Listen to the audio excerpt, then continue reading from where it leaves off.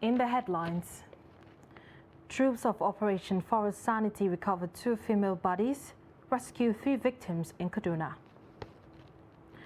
Atiku in Ondo promises to end insecurity and youth unemployment. Federal government asks Nigerians to also hold state government responsible for economic hardship. And lastly, on the international scene, dozens missing as deadly landslide cut off access to major Brazilian grains export. Hello and welcome to Trust TV News Updates. I am Mardia Umar.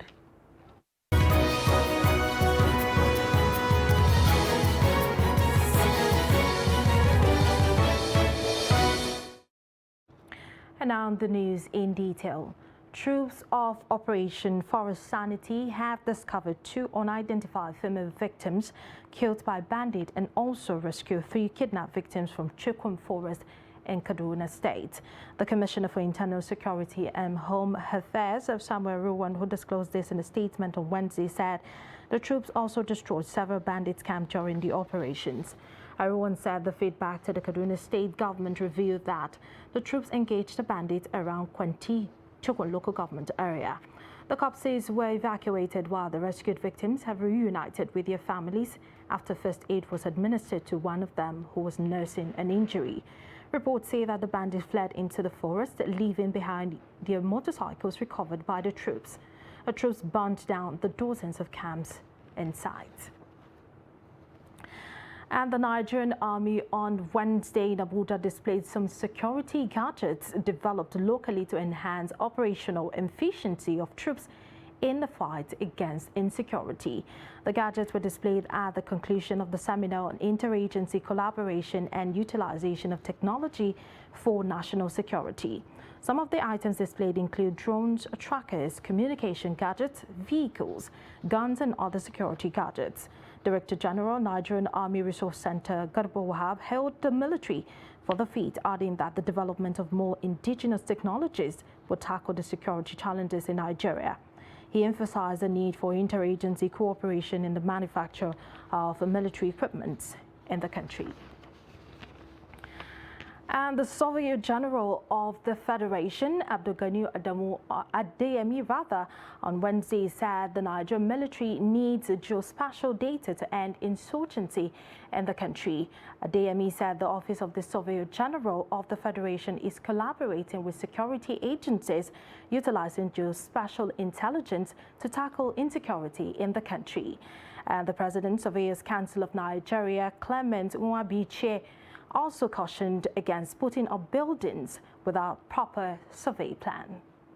And moving on, the presidential candidate of the People's Democratic Party, PDP, Atiku Abubakar, is optimistic that his administration will end the insecurity bedeviling the country if voted into power in the next presidential election in the country.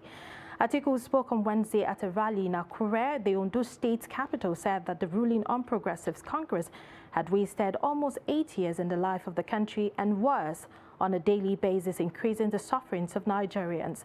The PDP presidential candidate disclosed that the failure of the current administration to secure the country and provide social amenities to the citizens confirmed the failure of Buhari-led government. Decrying the high rate of unemployment and poverty across the country, Atiku pledged that his administration, if voted into office, will earmark the sum of $10 billion for youth empowerment and captured in his policy document. The campaign rally kick-started his presidential campaign in the Southwest Zone and is starting from Ondo State because the state recorded the highest votes for the PDP in the Southwest during the 2019 presidential election.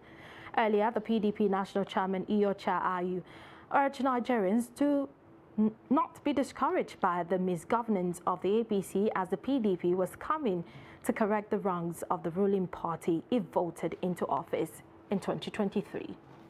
We have started our campaign rally from Ondo State in the Southwest. It is deliberate because we want to show you that we appreciated what you have done to us in the last election. You have given us the highest votes in the Southwest. We will never forget you.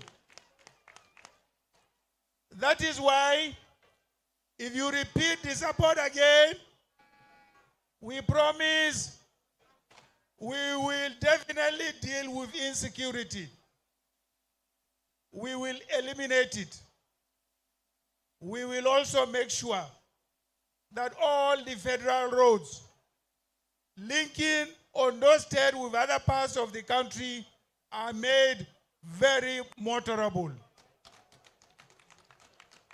Of course, I have also undertaken to make sure that our young men and women, you are the one who are gathered here today. You are the one who are suffering in the sun today. And you are the one who are going to vote for us and protect the votes for us. We promise you we will set aside enough money to make sure that we empower you for your jobs, for your security, and for your families. And the Minister of State for Budget and National Planning, Clem Agba, has asked Nigerians to also hold state governments accountable for the economic hardships being suffered by all citizens, as they are not placing priorities on the need of the people. The minister spoke on Wednesday while responding to questions from newsmen at State House Abuja about what government was doing to alleviate the suffering of Nigerians. He spoke on a day the Federal Executive Council approved a new national language policy which makes mother tongue a compulsory medium of instruction from primary 1 to 6. Kehinde Amodu has more. Taking a cue from Abraham Maslow's hierarchy of needs, the minister is arguing that the priority of state governments should be the basic needs of individuals, such as food, nutrition, housing, and clothing. Taking care of these issues, he believes, will drive self-actualization, rather than the present focus by state governments on building flyovers and airports in state capitals. I think on the federal government side, we are doing our best, but we need to push that rather than governors continue to compete to take loans to build airports that are not necessary, where they have other airports so close to them, or governors now competing to build flyovers all over the place, and we applaud them. They should concentrate on building rural roads so that the farmer can at least get their product to the market. Taking a pot shot at oil-producing states, the minister is asking people to hold their governors accountable for the over 500 billion naira dispersed to states as part of proceeds of derivation since 1999. And I'm sure Wike told you guys about monies that we released, over 500 billion to the oil-producing states. And I've seen some disclaimers from the states saying the small money they are getting on a monthly basis. And some are giving some half-truths of what they have received. We need to hold them accountable so that together we all can grow our economy. Away from that debate, the federal government is also caught in controversy with the adoption of its new national language policy, which makes mother tongue a compulsory medium of instruction from primary 1 to 6. Minister of Education Adamu acknowledges the difficulties in immediate implementation of the policy. In principle, it has been agreed, but I know implementing it will require a lot of work to develop the material, to teach and get the teachers and so on. When the policy is fully operational, each locality will teach students in primary 1 up to 6 in their own mother tongue, because research has shown that pupils learn much better when instruction is in their mother tongue at that level. But even at that time, while they are getting instruction in their mother tongue, they will be taught other Nigerian languages of their choice, and then they will be taught the international languages at certain stage, English, French, Arabic, and so on. Government is pursuing the national language policy to preserve cultures and their peculiar idiosyncrasies, as it would seem that societal values and norms are being rapidly eroded, while some languages have even gone into extinction. From State House Abuja, Kehinde Amodu, Trust TV News. And now to the House of Representatives, where its members have condemned the incident attack on offices, facilities and infrastructure of the Independent National Electoral Commission and government buildings across the country.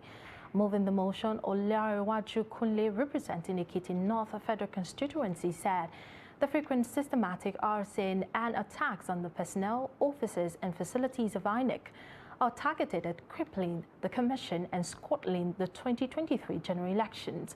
He said between February 2019 and May 2021, the Socio-Economic Rights and Accountability Project, SERAP, reported at least 41 arson and INEC facilities in 14 states. The House consequently set up an ad hoc committee chaired by Oluga Taiwo to investigate the remote and immediate causes of the incessant infernos in INEC offices in different parts of the country and report back within 3 weeks for further legislative action. Media Trust Limited, the parent company of Daily Trust, Trust TV and Amenia, is holding a town hall meeting with gubernatorial candidates in Katsina. Already, the Deputy Editor-in-Chief of Daily Trust, Suleiman, is in Katsina, meeting the governorship candidates on the best way to organize a successful town hall meeting. Abdullahi Yamadi reports that the Chairman Editorial Board also met heads of security agencies to ensure a successful outing. The report. At a meeting with the PRP and NNPP candidates, Imran Jino and Anura Khalil in Katsina, Media Trust says the town hall was conceptualized to deepen democracy in Nigeria.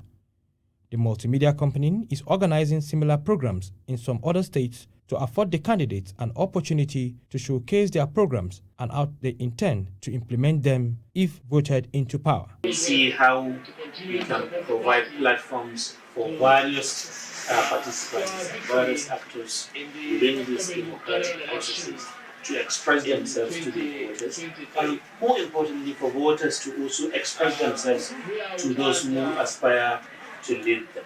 Responding separately, the PRP and NNPP candidates expressed optimism that they will participate actively in the town hall to be organized by the Media Trust in Katsina. Describing the opportunity as unique, the candidates are optimistic the town hall, which is the first in the history of Katsina, will equally afford the electorate an opportunity to make the best choice. We need to have good leaders. I believe with the efforts we will be able to come to. We welcome you and we really appreciate the sacrifice that you've done. If you flew, you know how much it is a ticket to come to Katsina. You all have taken burden, a lot of burden. The Media Trust Town Hall Organizing Committee Chairman Suleiman also met the police and DSS chiefs in Katsina to seek their support towards a successful program. My visit here is part of that, to meet with various stakeholders, first the candidates, but also the leading security chiefs in the state. Let's discuss with them, this is what we are planning to do, but we need their support and assistance in keeping the peace during that event. The team is expected to visit other stakeholders in Katsina on Thursday with a view to making the proposed town hall a success. And now to legal matters. A federal high court sitting in Minna, the Niger State capital, has ordered that the Chief of Army Staff General Farouk Yahya be arrested for contempt. Justice Halima Abdul Malik, who issued the warrant and presided over the case, said the other followed notice brought before the court in pursuant of Order 42, Rule 10 of the Niger State High Civil Procedure 2018. The judge ruled that the order is commuting Yahya to be kept in Minna Correctional Custody for contentions of order of the court on October 12, 2022, adding that the Chief of Army Staff is to remain in custody till he has been purged of the contempt. Also, the judge issued that the Commandant Training and Doctrine Command, Minna, Major General Olubenga Olabanji, be arrested and imprisoned for a similar offense. The 1st of December every year is marked as International AIDS Day. As the world commemorates the 2022 International AIDS Day, Gombe State government has raised concern over the high rate of mother-to-child transmission in the state. The State Commissioner for Health, Habu Dahiru, stated this in a chat with newsmen to commemorate the day. Ibrahim Ismail has more. Gombe State has an estimated number of 43,000 people living with human immunodeficiency virus, HIV, although statistics have shown that the HIV prevalence rate dropped from 5.8% in 2006 to 1.2% in 2021. Gombe has a high rate of mother-to-child transmission of the virus. If you're positive, now you identify with another positive person, marriage, and you reduce the transmission. Every center where we do antenatal care, and there's no village, any place that has a maternity or a clinic or a PHC or a general hospital, we do health talk on HIV, and any woman that attends antenatal care is screened for HIV. To curb the spread of HIV in the state, the Ministry of Health cautioned health personnel to ensure accuracy in blood screening before any transfusion is done. That's why it's part of what I am doing that made me know that some people, some quacks, if I use the word, even if you're a health worker, you know you have your limitations. There are SOPs. If you are in a facility where you don't have facility to conduct blood screening before transfusion, and screening is not just about knowing the blood group. You also need to know the RH. You also need to know other disease conditions like hepatitis, like HIV, like this. No, so it is beyond just saying blood group. Some residents speak on personal preventive measures against HIV. Okay, I'm not engaging myself in parties, birthdays or sexual immoralities, etc. Because if you say that you engage yourself in, for example, parties, you will meet some bad friends or something bad may happen to you there. So I'm not engaging in it. Ala kulli halin na guji zina, na guji cin amana ko kuma. I abstain from adultery and any other things forbidden in Islam. It is not by my ability, but I always pray to protect myself. Addu'a nake yi da kuma kiyayewa ga halin da zan tsinci kaina a wannan rayuwa da ake ciki. The theme for the 2022 World AIDS Day is End Inequalities and AIDS. It highlights the growing inequalities in access to essential HIV services, particularly for children, youth, key populations, and women who are holding back progress in ending AIDS. From Gombe, Ibrahim Ismail reporting for Trust TV. You're watching Trust TV News Updates. Coming up shortly, we'll take a look at how traditional Kurmin Kaduna canoeists are surviving despite modern water transportation means. Details of this report and more after the break. Do stay with us.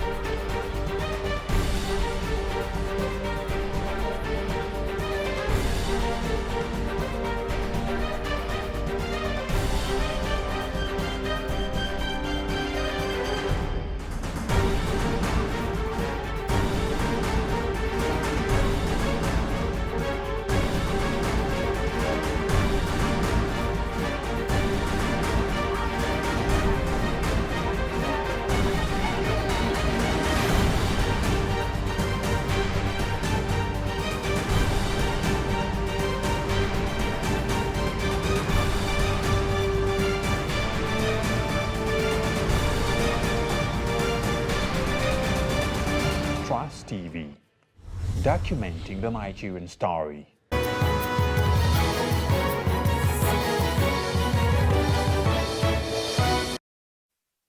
Welcome back. You're still watching the news updates on Trust Television. Before we proceed, let's take a look at our top stories again.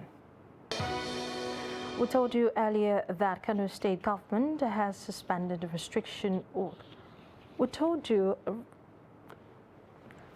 that Atiku is in troops of Operation Forest Sanity recovered 2 female bodies, rescued 3 victims in Kaduna. And Atiku in Ondo promises to end insecurity and youth unemployment. And moving on, Kano State government has suspended restriction orders stopping tricycles from operating on some major roads in the state. The managing director of the State Roads and Transport Agency, Bafa Baba, who disclosed this to newsmen, said the decision is due to the lack of adequate preparation by the Bus Mass Transit Company to commence operation as of Wednesday 30th. The MD added that the restriction is suspended until further notice.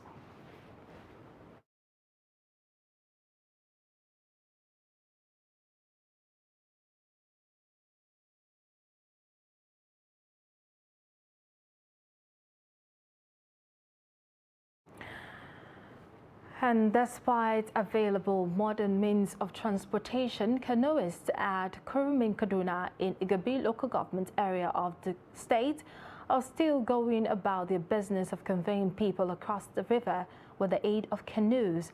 According to them, meeting family needs has become difficult due to economic challenges in the country.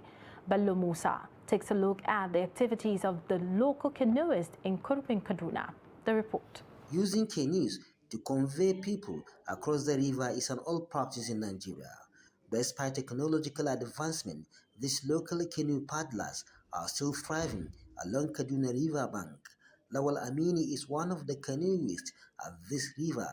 This has been his trade in the last 3 decades. I have been in this business for 30 years, conveying people on canoe across the river. I cater for my wives and 15 children from this business. According to him, canoe paddling is a good business that brings them daily income. We collect 50 naira per person. In a day, I earn 1,500 naira, sometimes even 2,000, depending on the influx of people who want to cross the river. Though they operate within local communities and earn daily income, they are, however, not spared from the biting economic situation in the country. The cost of living is affecting us. Though we get income every day, what we get can no longer meet our family needs. Our work is more like a philanthropic one because we sometimes help students by conveying them across the river for free. For efficiency in their work, Lawal wants government to provide them with modern canoes to ease their operation. Bello Musa, Trust TV News, Kaduna. And away from Kaduna State, Zainab Bala and Abdulaziz of Trust Television have made it to the final list for the 2022 Wole Soyinka Award for Investigative Reporting. Zainab Bala, the producer of Maternal Race in Nigeria, and Abdulaziz for his documentary, The Banditry, An Inside Story, were both selected once again for another award. The 2 shortlisted candidates shared their delight with this development in this report. Cultural norms and practices are major contributors to Nigeria's maternal death rate. Zainab, in her story on maternal race in Nigeria, emphasized the importance of maternal and child health to the development of any nation. The 43-minute documentary for Trust Television beams the spotlight on the issue of maternal mortality from medical negligence, poverty, and cultural practices related to motherhood. The reason why I actually pitched that story to the International Women's Media Foundation was because of my experience as a woman and also somebody who has experienced maternal medical negligence. I was super excited, and it gave me that hope that the work we do as journalists is very, very important, particularly in creating impact in communities and also changing lives of people generally. On the other hand, Abdulaziz, in his documentary, brings to the fore the devastating impact of the banditry on the people in the rural areas and how authorities turn a blind eye to the security challenges in the country.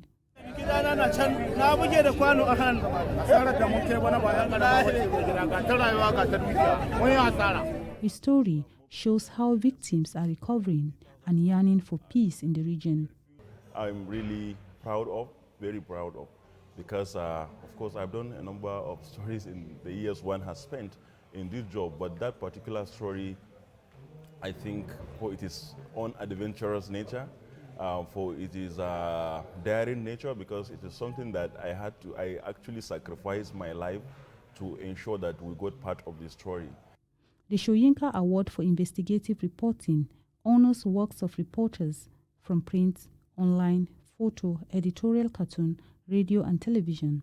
The award rewards, promotes and encourages best practices in journalism. Nana Muhammad, Trust TV News, Abuja.